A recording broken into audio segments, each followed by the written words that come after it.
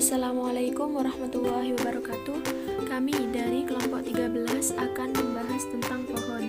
Mata kuliah Matematika Diskrit, dosen pengampu Ibu Masruratul Laili MSc.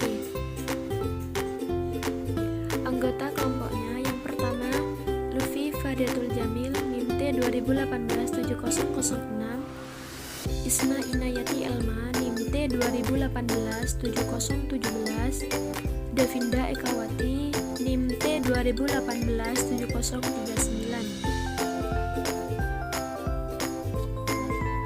Kami akan membahas beberapa hal.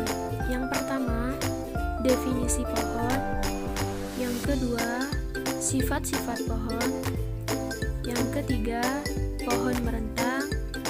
Dan yang keempat, pohon merentang minimum. Saya Lutfi Faridatul Jamil, NIM T 2018-7006, akan membahas tentang definisi pohon atau tree. Pohon atau tree merupakan graf tak berarah terhubung yang tidak mengandung atau memiliki sirkuit. Tak berarah itu maksudnya tidak ada tanda panah pada sisi-sisinya. Sedangkan maksud dari terhubung itu yaitu apabila untuk setiap dua simpul dari graf G selalu terdapat jalur yang menghubungkan kedua simpul tersebut. Nah, yang dimaksud sirkuit atau cycle itu merupakan suatu lintasan yang berawal dan berakhir pada simpul yang sama. Nah, untuk lebih jelasnya kita lihat contoh berikut ini.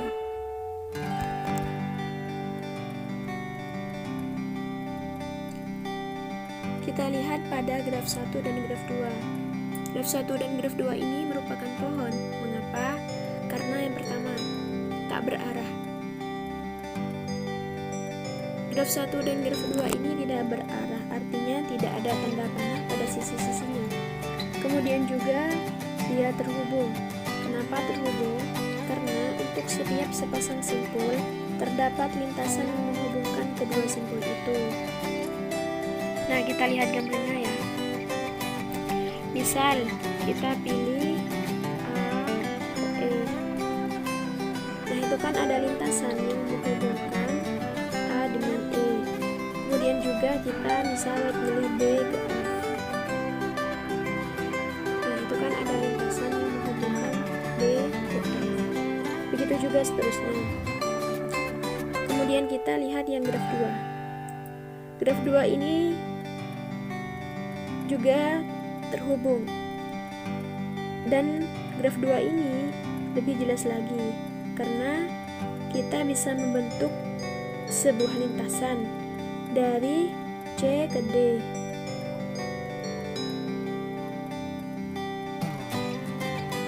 Dan ini membutuhkan semua atau melibatkan semua simpul yang ada pada graf ini, dengan artian bahwa sepasang simpul pada graf ini terhubung. Jadi seperti itu. Kemudian syarat yang ketiga, G1 dan G2 ini tidak memiliki sirkuit. Mengapa? Karena kita bisa lihat bahwa kedua graf ini tidak memiliki lintasan tertutup. Artinya gini, kalau sirkuit itu kan lintasan yang berawal dan berakhir pada simpul yang sama. Selanjutnya, kita lihat pada graf 3. Nah, graf 3 ini merupakan graf tak berarah karena tidak ada tanda panah pada sisi-sisinya. Lalu, apakah dia terhubung? Ya, dia terhubung karena untuk sepasang sisi, maksud saya sepasang titik yang kita pilih pada graf ini akan memuat lintasan antar dua simpul tersebut. Nah, otomatis ini adalah graf terhubung. Nah, apakah dia sirkuit? Kita lihat gambarnya saja sudah jelas bahwa dia memiliki sirkuit, artinya memiliki lintasan tertutup. Kita lihat pada simpul A ke D, kemudian ke F, dan kembali lagi ke A. Nah, karena syarat ketiga tidak terpenuhi, maka graf 3 ini bukan pohon. Selanjutnya kita lihat pada graf 4. Dia graf tak berarah. Mengapa? Karena tidak ada tanda panah pada sisi-sisinya. Kemudian, apakah dia terhubung? Jawabannya tidak. Mengapa tidak terhubung? Karena graf 4 ini terdiri dari 2 komponen atau kelompok. Kelompok yang pertama dari A ke F lalu ke D. Kelompok yang kedua dari B ke E kemudian ke C. Nah, artinya apabila kita pilih A, apakah A terhubung ke B? Coba, dari A itu kan hanya punya lintasan dari A ke F lalu ke D. Dia tidak punya lintasan lagi untuk ke C, ke E maupun ke B. Artinya graf 4 ini merupakan graf yang tidak terhubung. Karena jika kita pilih sepasang simpul, misalkan dari A ke B, itu tidak ada lintasan yang menghubungkan antara A dengan B. Maka syarat kedua ini gagal. Artinya apabila hanya ada satu syarat saja yang gagal, maka graf tersebut bukanlah pohon. Jadi graf 4 ini bukan pohon. Baik, selanjutnya kita ke definisi hutan atau forest.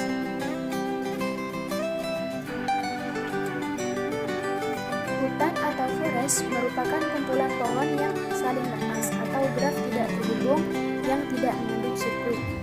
Nah, bedanya hutan dengan pohon itu, kalau pohon kan terhubung. Nah, kalau hutan ini tidak terhubung. Arti tidak terhubung ini, dia banyak komponen, di mana setiap komponennya itu adalah pohon. Kita lihat contoh berikut ini. Di sini bukan ada 3 graf, bukan gitu ya, tapi ini adalah satu kesatuan graf, namun grafnya ini tak terhubung. Artinya ada 3 komponen. Komponen 1, komponen 2, dan komponen 3. Antara komponennya ini tidak terhubung, namun dia merupakan graf. Nah, syarat menjadi hutan itu setiap komponennya itu harus pohon. Nah, komponen 1, 2, dan 3 ini merupakan pohon karena terhubung dan tidak memiliki sirkuit. Oleh karena itu, kumpulan pohon itu merupakan hutan. Jadi, ini adalah hutan. Selanjutnya, kita ke sifat-sifat pohon. Misal, terdapat G dengan himpunan simpulnya V dan himpunan sisinya E. Nah, si G merupakan graf tak berarah sederhana dan jumlah simpulnya N, maka semua pernyataan ini adalah ekuivalen. Yang pertama, G adalah pohon. Yang kedua, setiap pasang simpul di dalam G terhubung dengan lintasan tunggal atau unik. Yang ketiga, G terhubung dan memiliki M sama dengan N dikurangi 1 buah sisi. Yang keempat, G tidak mengandung sirkuit dan memiliki M sama dengan N dikurangi 1 buah sisi. Yang kelima, G tidak mengandung sirkuit dan penambahan satu sisi pada graf akan membuat hanya satu sirkuit. Yang keenam, G terhubung dan semua sisinya merupakan jembatan. Baik, untuk memahami sifat-sifat pohon ini, saya di sini mengambil satu contoh.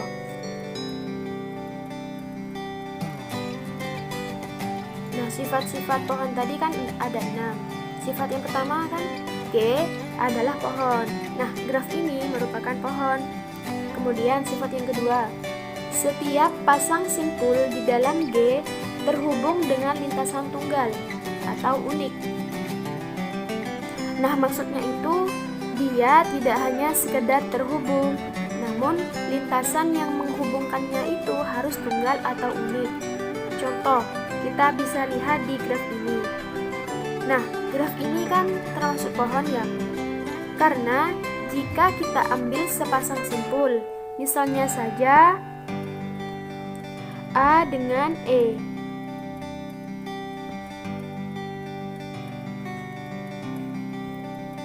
Nah, A dengan E itu kan berhubung, yaitu lintasannya AD dan DE. Nah, apakah ada lintasan lain selain lintasan ini? Tidak ada ya, karena satu-satunya lintasan yang menghubungkan A dengan E yaitu AD dan DE.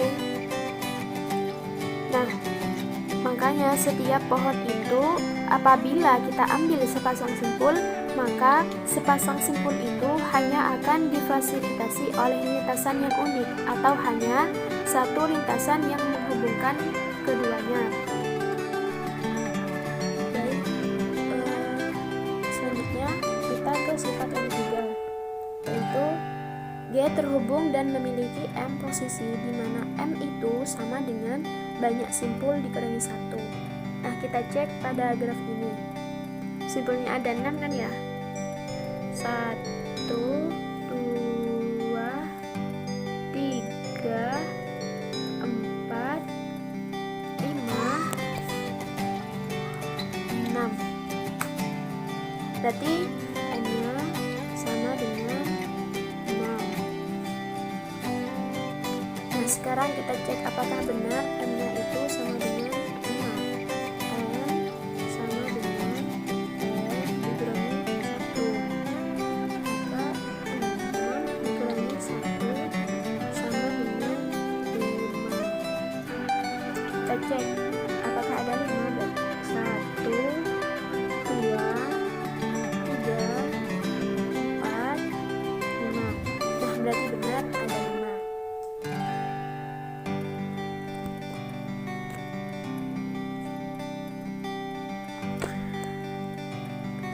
Oke, selanjutnya kita ke sifat yang keempat. G tidak mengandung sirkuit dan memiliki M sama dengan N dikurangi 1 buah sisi. Bisa dilihat pada graf ini tidak ada sirkuit kan ya? Dan kita tadi sudah membuktikan bahwa graf ini memiliki M sama dengan N dikurangi 1 buah sisi. Kemudian selanjutnya sifat kelima, G tidak mengandung sirkuit dan penambahan satu sisi pada graf akan membuat hanya satu sirkuit saja. Misal, kita ambil sisinya E dengan C.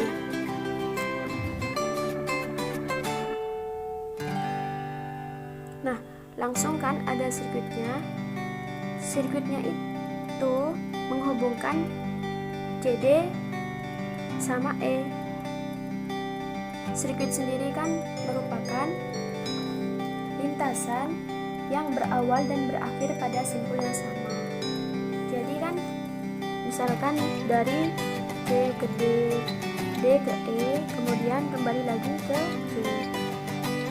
Selanjutnya sifat yang keenam, G terhubung dan semua sisinya adalah jembatan. Nah, maksud dari jembatan ini adalah arah lintasan yang menghubungkan satu simpul dengan simpul yang lain. Nah, di sini terlihat bahwa setiap sisinya itu adalah jembatan yang menghubungkan satu simpul ke simpul yang lain. Bukan jembatan, menghubungkan satu simpul ke simpul yang lain. Nah, dari keenam teorema tersebut itu merupakan definisi lain dari pohon. Terima kasih. Saya Isnainiyati Elma akan melanjutkan materi yaitu tentang pohon merentang atau spanning tree. Jadi contoh ini adalah contoh dari pohon merentang. di mana gambar yang pertama adalah suatu graf terhubung, di mana memiliki 4 simpul atau 4 titik, 1, 2, 3, 4, dan mereka memiliki 6 sisi atau 6 sirkuit, 1, 2, 3, 4, 5, 6, dan 4 contoh sampingnya adalah pohon berentang. Jadi dia sama-sama memiliki 4 simpul, tetapi bedanya dia berbentuk pohon sehingga grafnya terputus atau tidak memiliki beberapa sirkuit. Seperti di sini hilang, di sini dan di sini. Begitupun 3 lainnya.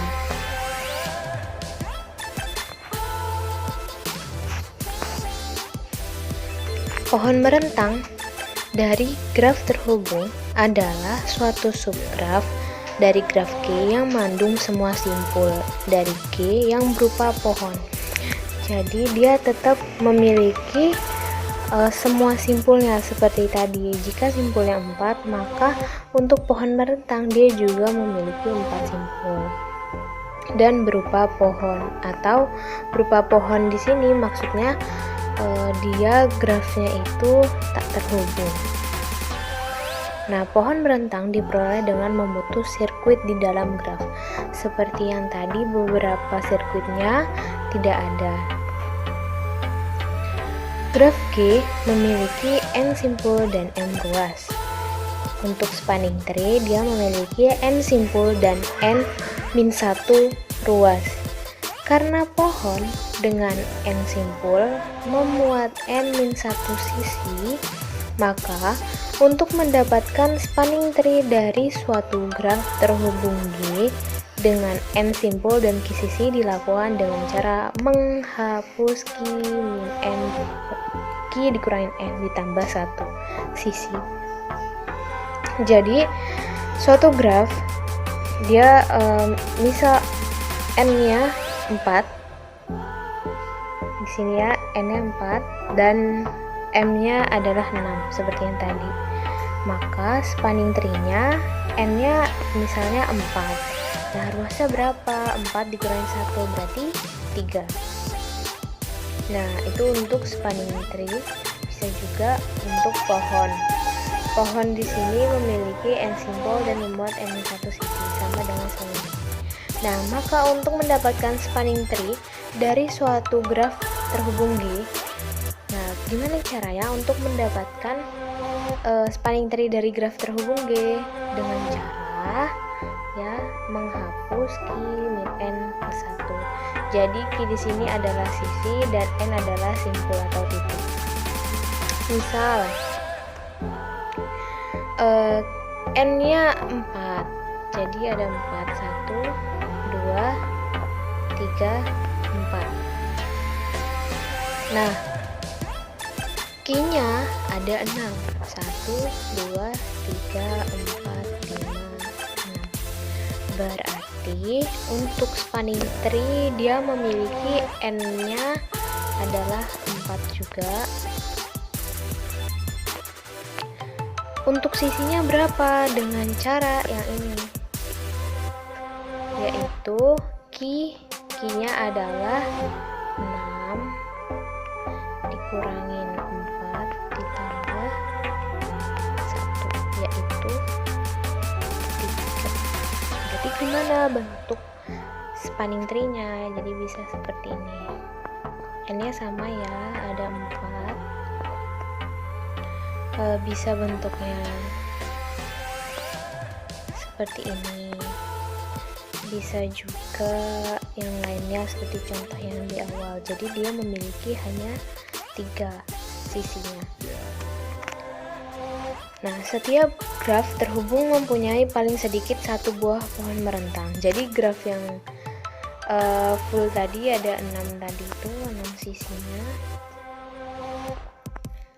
1, 2, 3, 4, 5, 6. Dia paling sedikit itu memiliki 1 pohon merentang.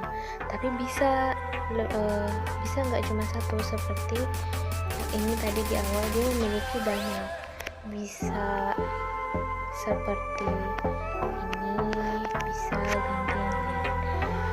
graf tak terhubung atau pohon dengan komponen mempunyai buah hutan merentang yang disebut hutan merentang. Jadi si graf tak terhubung atau pohon ini juga memiliki hutan merentang. Nah, namanya spanning forest. Nah, ini contoh pengaplikasian pohon merentang. Pertama, jalan-jalan seminimum mungkin yang menghubungkan semua kota sehingga setiap kota tetap terhubung satu sama lain. Nah, jadi ada beberapa kota. Misalnya kotanya ada 3 ya. Nah, minimum mungkin untuk ke sana. Misalnya dia mau dari kota 1 ke kota 2. Ya, gimana caranya? Bisa langsung lewat sini. Bisa juga dia dari sini ke sini dulu. Jadi kan karena ini ngomongnya minimum mungkin, berarti dia langsung aja ke sini. Yang kedua, perutuan atau routing pesan pada jaringan komputer. Contohnya seperti ini. Jadi yang A ini adalah jaringan komputer. Ya, dia berbentuknya rumit, berbentuk graf yang sebelah sini ini graf rumit. Kenapa saya bilang graf? Karena dia saling terhubung antar titiknya. Nah, untuk yang B ini adalah pohon merentang dari hasil yang A ini. Jadi ada beberapa sirkuit yang terputus. 1, 2, 3, 4 ini terputus. Nah, ini adalah contoh pohon rentang. Selanjutnya yaitu pohon rentang minimum. Graf yang terhubung berbobot mungkin mempunyai lebih dari satu pohon merentang. Seperti ini contoh grafnya. Pohon rentang yang berbobot minimum dinamakan pohon merentang minimum atau minimum spanning tree.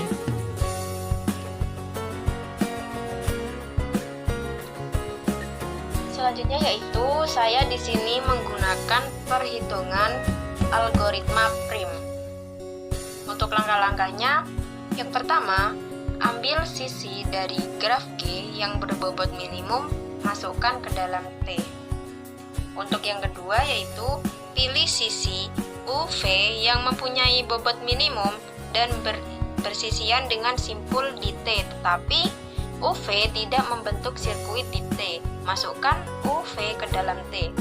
Untuk yang ketiga yaitu ulangi langkah 2 sebanyak N-2 kali. Jumlah langkah seluruhnya di dalam algoritma prim adalah 1 plus N-2 yang tadi sebanyak itu yang langkah 3 sama dengan N-1 yaitu sebanyak jumlah sisi di dalam pohon rentang dengan N buah simpul. Contoh, perhatikan gambar di samping.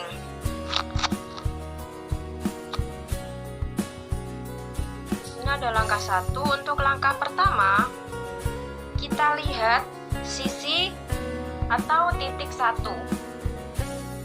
Untuk menghitungnya, kita lihat dari titik 1 ke 2 sama 1 ke 5 dan 1 ke 4.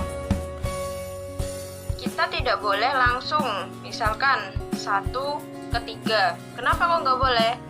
Karena 1 di sini diantaranya kan ada titik 2. Kan nggak boleh, berarti kan itu jaraknya atau panjangnya itu tak hingga. Jadi kan nggak boleh seperti itu. Jadi harus satu-satu antara titik 1 ke titik 1 begitu.